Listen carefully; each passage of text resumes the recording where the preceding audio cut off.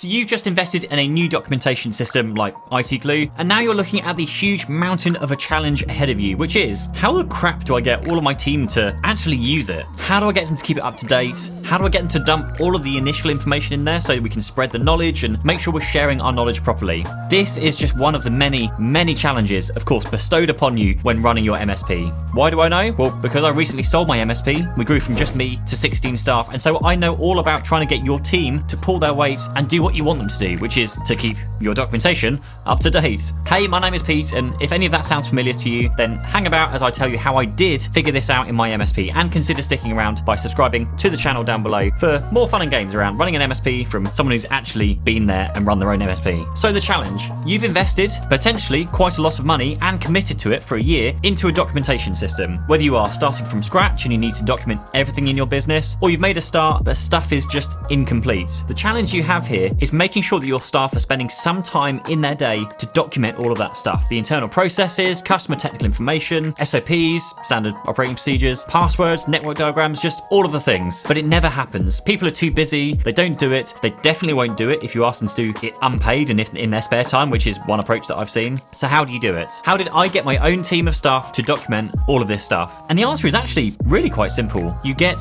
your clients to pay you to document everything. What? That sounds like madness. But it's really not. The first way that I found that works every time for getting your staff to actually document the stuff that you ask them to document is to make it part of their job. Now that means when you quote for something, whether it's a new PC or a cloud migration, you include time for doing the documentation. So that means on every ticket, on every project, there is time allocated for doing the documentation. It means that on those tickets, whether they're prepay, contracted clients, or just newly quoted projects, that you are charging the time it takes to document everything to the clients. But my client isn't going to pay me to document their own stuff. They are, because that's the service they're paying you for. Part of the value of a really good MSP is how good their internal and customer-facing documentation is. Good, accurate documentation that's up to date enables your team to do their respective jobs way more efficiently than, of course, without it. Imagine just not having documentation and one of your team having to wait hours, possibly days, if someone isn't available or on holiday and they've got the information needed to fix something. It just doesn't make sense to not make this a priority, and yes, to charge it on to your clients. Now, I'm not saying that you should send them like a line-by-line invoice that says like ticket number 52, 2 hours for documentation, but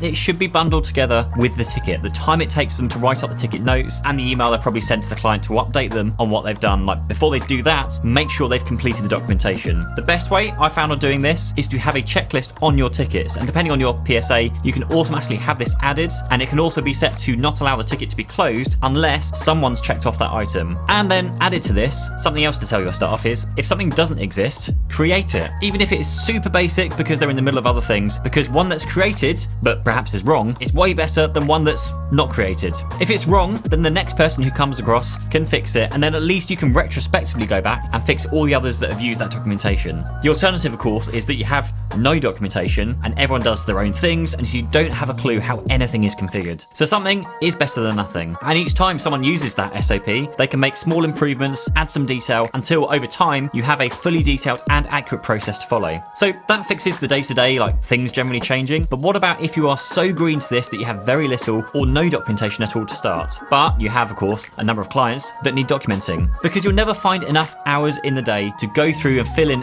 everything that's possibly needed. So the best solution I found was to assign your engineers to their own customers. Now, you might already have this. If you haven't already, then consider allocating every customer of yours a primary and a secondary engineer. Each engineer has their own clients that they are kind of mostly responsible for. And now what you can do is you give each engineer 4 hours a week, and in those 4 hours, they have to work through their own list of customers and document as much as they can. Fill in all the details, and you keep repeating this until all of the clients are up to date. So I hope that helps you with your own documentation woes. Honestly, it can be so frustrating to begin with, trying to just get people to understand why they need to update their documentation. So make sure you're billing that time to the clients, and then you're basically getting paid to document stuff. So next up, go and look at some tips around how you should price and package your services, and I'll see you in the next one.